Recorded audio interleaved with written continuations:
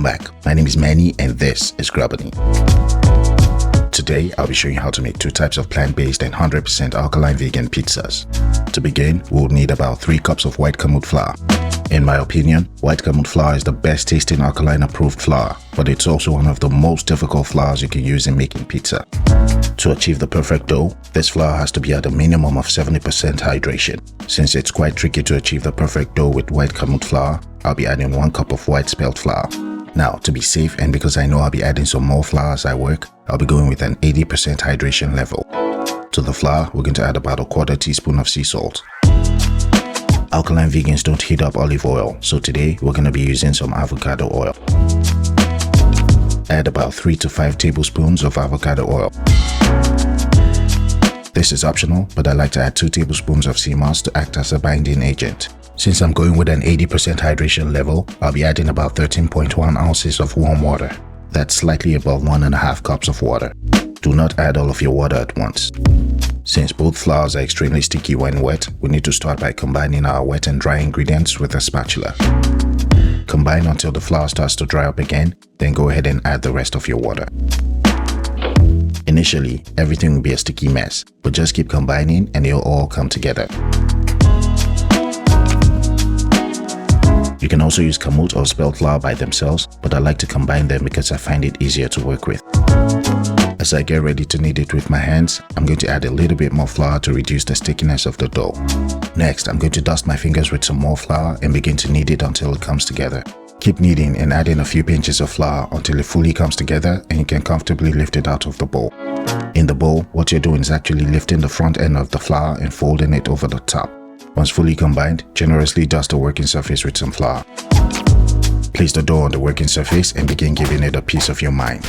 This stage is actually the most difficult stage. We're going to be kneading it for about 10 minutes, nothing less. With one hand, lift up the top of the dough and fold it over the top of itself. And with the second hand, push forward and downward with the heel of your palm.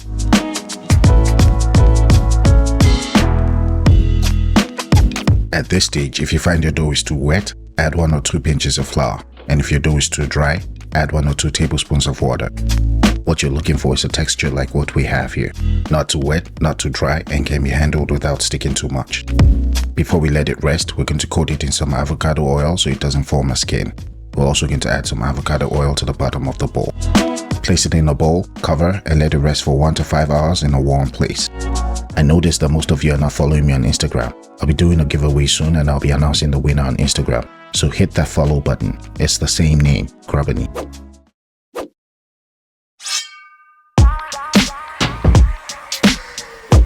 In my last video, I used this mushroom to make some delicious alkaline vegan pepperoni. I came up with this idea a few years ago, but as you know, finding this specific mushroom is quite difficult.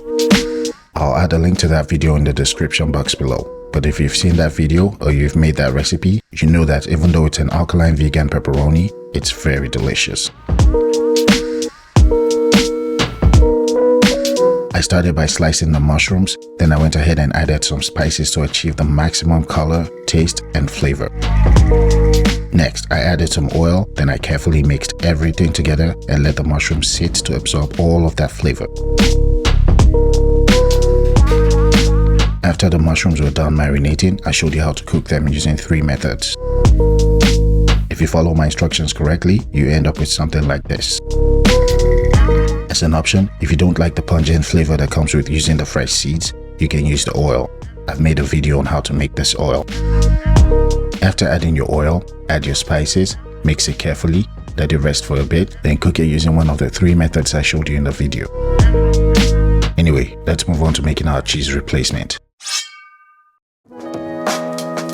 For this cheese replacement, I'm not really doing anything new. One of the only things I dislike in cooking is making cheese replacements. Like every other alkaline vegan cook, I'll be using some Brazil nuts which I've soaked overnight. If you're using Brazil nuts, you have to be aware of the fact that it contains selenium. Try not to eat too much of it. I would have loved to add some nutritional yeast, but alkaline vegans don't eat nutritional yeast. Add your soaked Brazil nuts to a blender cup. There's no need to peel them. Add about 2 tablespoons of avocado oil. To enhance the texture and flavor, I'll be adding 1/4 cup of shelled hemp hearts. You can add other herbs, but I like to leave this as bland as possible. Add some sea salt to taste. Add about 2 tablespoons of key lime juice. I'm adding 1¼ cups of water, but you can adjust your thickness to your liking.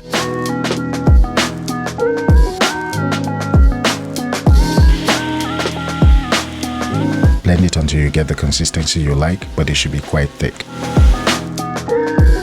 When you're done, it should look something like this.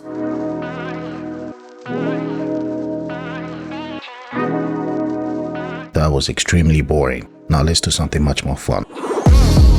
We're going to make our pizza sauce, and over here I have about 10 plum tomatoes. Alkaline vegans only eat plum and cherry tomatoes. These tomatoes have not been hybridized.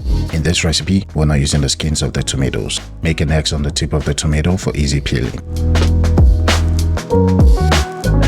There you have it. It's real easy. Let me show you up close.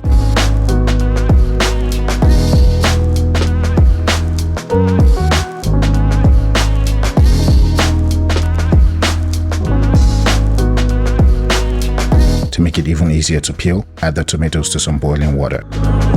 Be careful with the hot water so you don't scald your skin. Don't go anywhere. These will only be in the water for 1 minute. After 1 minute or less, you want to take out your tomatoes and let them cool down completely. When I'm making this for myself, I use everything including the skin. I'm only showing you this method for those people who don't know it exists. And also, some people are very traditional about how they make their pizza sauce, and I don't want them calling their grandmas on me. Mine's not completely cooled down, but once your tomatoes are cool, you can go ahead and peel off the skins. As you can hopefully see, partially cooking your tomatoes for 1 minute or less will make it way easier to peel. If you tried peeling this without first blanching it, you will be beyond frustrated, my friend. To get the maximum flavor, make sure you're using plum tomatoes. Do not go using cherry tomatoes on me.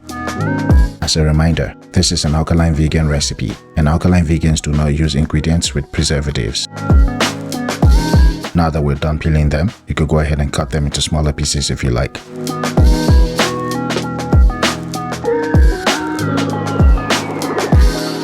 Add some avocado or grapeseed oil to a pan set to medium heat. Throw in some chopped onions and saute until translucent. Add your peeled tomatoes. There are probably a million ways to do this, but I'm trying to keep my dirty dishes to a minimum. Blend your tomatoes and sauteed onions with an immersion blender. You can also crush the tomatoes in a bowl using your hands. Our tomatoes appear yellow, so to make them red, I'm going to add 2 tablespoons of this pure tomato paste. It's 100% organic and without preservatives, and from what I'm told, it's alkaline approved. If you're not attracted to all that tomato stuff, you can also use this product. Someone mentioned both products in the comment section, and after trying them, I'll be doing you a disservice not to mention them. This is not a sponsored video, and I'm not affiliated with this company whatsoever. It's in a glass jar, it's organic, but I'm not sure if they use plum tomatoes. As far as I'm aware, this is the closest to alkaline as can be. In place of whole tomatoes, you can pour this tomato sauce over your sauteed onions. However you get your tomato sauce, let it cook for 10 minutes uncovered on medium heat. To season, we can add some sea salt to taste. Add 1 tablespoon of dried basil. Add 1 tablespoon of oregano. Add 1/4 teaspoon of dried dill. You can add some granulated onions if you like. To replace black pepper, I added 1 teaspoon of ground papaya seeds. Though it's packed with nutrients, you should first talk to your doctor.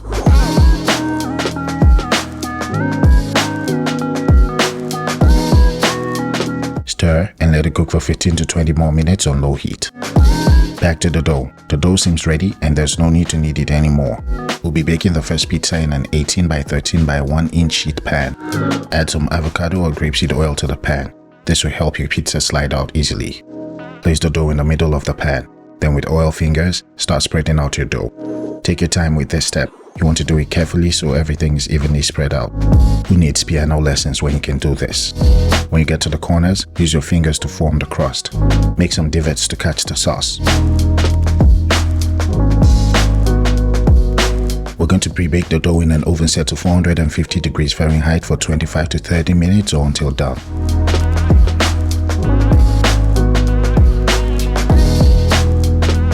Our second pizza is going to be a cast iron pizza. Add some avocado oil to a cast iron pan. Add a tiny bit of sea salt. Add a 1/4 teaspoon of dried basil and a 1/4 teaspoon of summer savory. Mix it all together and coat the pan with it. For this dough, I only used 2½ cups of white Kamut flour. I didn't add any spelt flour. We'll make it when we get back.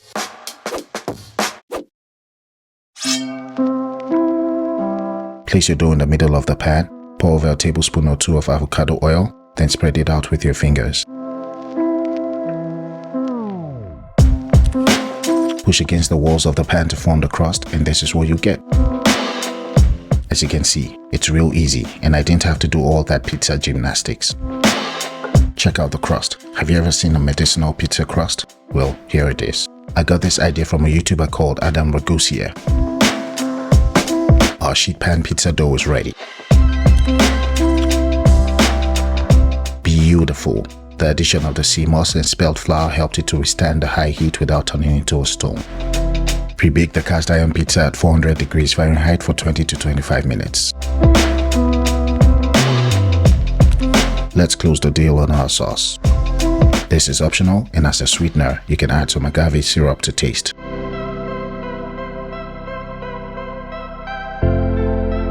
Give it a good mix and taste it. If it's good enough, it's ready. Add some dollops of pizza sauce to your dough, then spread it around using the bottom of a ladle. For precision, you can use a spoon.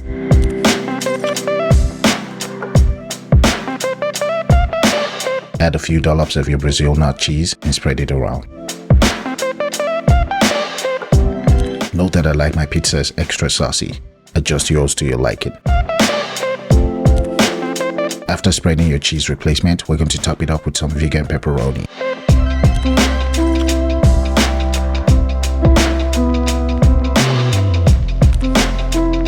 Add as many pepperoni pieces as your heart desires.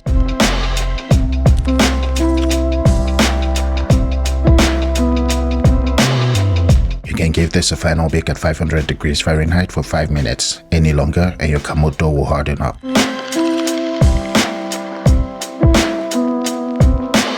Our cast iron pan pizza is ready.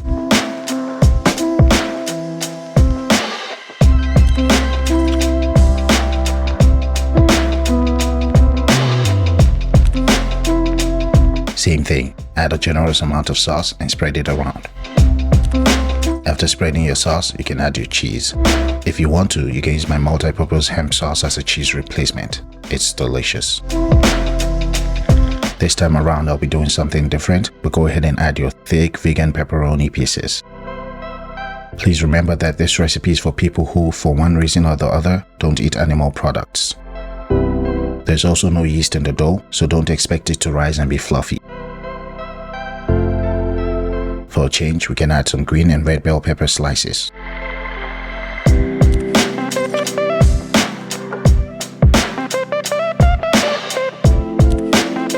There you go, colors of Italy, but alkaline. You can eat it as is, or you can bake it in an oven set to 450 degrees Fahrenheit for 5 minutes, no longer. Our sheet pan pizza is ready.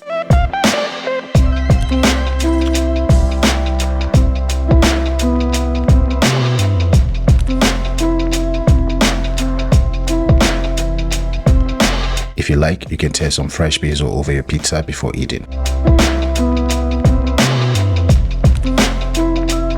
Go ahead and slice your pizza to whatever shape you want. This pizza is delicious and all of the ingredients complement each other. The vegan pepperoni is tasty and the cheese replacement held up really well. The dough is quite dense due to the presence of spelt, water, and the lack of yeast, but it's equally as delicious. The bottom of the pizza is properly cooked, thanks to the oil we added to the base of the pan. In terms of comparison, this pizza can never take the place of regular pizza. It's its own thing, so don't compare it. Now let's see how the cast iron pizza turned out. Beautiful. Let's touch it up with some fresh basil. For this pizza, I used white Kamut flour and I kept the steps the same. It was extremely difficult to nail the right temperature and the right hydration level. I probably made this like 6 times before I got it right. If you decide to make your pizza in a cast iron pan and you're using white Kamut flour, Make sure your dough is not too thin and your temperature is not too high, as white kamut flour tends to harden up when exposed to high heat for a very long time. Now let's grab a slice and take a closer look at it before I totally destroy it. Just like the previous pizza, it tastes really good. It's very delicious and it looks beautiful. Since I folded it over itself several times, it puffed up and formed layers, as you can see. The crust is really beautiful. Oh, and by the way, if your crust hardens up, feel free to drop the temperature to 400 degrees Fahrenheit for 30 minutes. If you'd like to make a cheese pizza without any toppings, all you have to do is add the cheese to the tomato sauce and spread it around. Then bake it at 450 degrees Fahrenheit for 20 to 30 minutes. Thank you so much for watching this video, and I hope you get to make and enjoy this pizza. I know it's a lot of work, but it's totally worth it in the end. In the description box below, you can find links to all of the referenced videos and some of the ingredients I used. If you'd like to learn how to make my vegan pepperoni, click on this video up here. Thanks again, and I'll see you all in the next episode.